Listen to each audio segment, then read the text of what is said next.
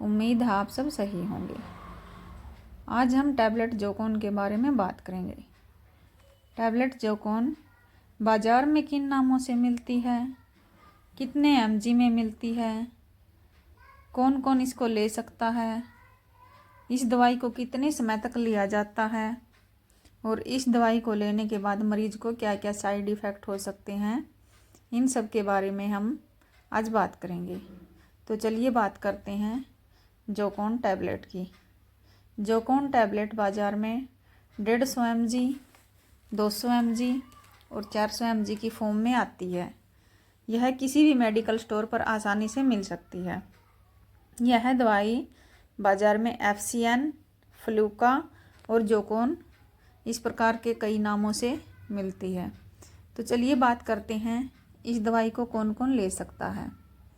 छोटे बच्चों को ये दवाई नहीं दी जाती।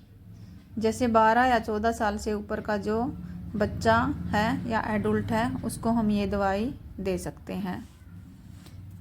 14 साल से 20 साल तक का जो बच्चा है उसको हम 150 mg की दवाई देते हैं और जो बड़े हैं उनको 150 mg, 200 mg और 400 mg तीनों की फॉर्म में दी जा सकती है।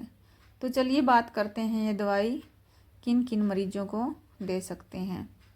यह दवाई एक एंटी फंगल दवाई है जो फंगल इन्फेक्शन में मरीज को दी जाती है। तो कौन कौन से फंगल इन्फेक्शन होते हैं चलिए बात करते हैं। सबसे पहले बात करते हैं सिर की। सिर में जब फंगल इन्फेक्शन हो जाता है, जैसे खुजली करते हैं तो थोड़ी सी टाइट जगह लगती है, वहाँ पे खुजली होती है, छोटी मोटी फुंसी होती है और बाद में वहाँ पर सफ़ेद पपड़ी बन जाती है। ऐसे ही इन्फेक्शन में हम इस दवाई को दे सकते हैं। आँखों में गुहेरी होना, आँखों में छोटी छोटी फुंसियाँ निकलना, सफ़ेद पपड़ी जमना, ऐसे फंगल इन्फेक्शन में भी इस दवाई को दे सकते हैं। कानों में फंगल इन्फेक्शन होना, किसी किसी के नाखूनों में फंगल इन्फेक्शन हो जाता है या स्किन में फंगल इन्फेक्शन हो जाता है, किसी किसी मरीज को ओरल इन्फेक्शन हो जाता है, माउथ अल्सर हो जाता है, गले में इन्फेक्शन हो जाता है, ऐसे मरीज को भी हम ये दवाई दे सकते हैं। किसी मरीज को जब जनन अंगों में इन्फेक्शन हो जाता है, UTI हो जाता है, VTI हो जाता है।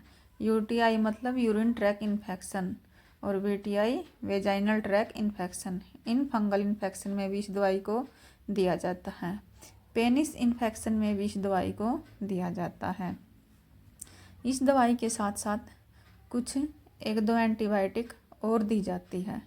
तो चलिए बात करते हैं इस दवाई की कितनी डोज मरीज को दी जाती है। यदि टैबलेट 150 mg में है तो यह एक दिन छोड़ करके एक दिन मरीज को दी जाती है।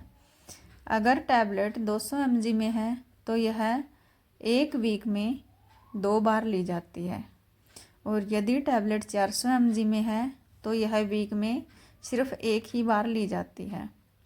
यदि किसी मरीज को हल्का फुल्का इन्फेक्शन है तो उसे हम 4 हफ्ते तक ये दवाई दे सकते हैं और अगर किसी मरीज को लंबे समय से इन्फेक्शन है तो उसे हम 2 या 2.5 महीने तक ये दवाई दे सकते हैं। किसी किसी को 3 महीने तक भी ये दवाई दे सकते हैं। तो चलिए बात करते हैं इसके साइड इफ़ेक्ट की कि इस दवाई को लेने से मरीज को क्या क्या साइड इफ़ेक्ट हो सकते हैं। जैसे कोई मरीज लंबे समय तक इस दवाई को लेता है तो उसे कुछ परेशानी हो सकती है। किसी किसी के सर में भारीपन हो सकता है, आँखों में भारीपन हो सकता है, किसी को छाती में जलन या कलेजे में दर्द हो सकता है, किसी किसी मरीज को पेट में दर्द भी हो सकता है। अगर मरीज को पेट में दर्द है, भारीपन है या इस दवाई से कब्ज बनती है तो इस दवाई के साथ में मरीज को एंटासिड भी दे सकते हैं। जैसे किसी मरीज के सर में दर्द होता है या फिर उल्टी जैसा मन होता है तो ऐसे मरीज को उल्टी की दवाई भी साथ में हम दे सकते हैं। लेकिन जैसे ही मरीज ये दवाई बंद करता है तो जो इसके साइड इफ़ेक्ट हैं उसके साथ ही ख़त्म हो जाएंगे। फिर भी अगर मरीज को कोई परेशानी है तो वो अपने डॉक्टर की सलाह ज़रूर ले। Thank you.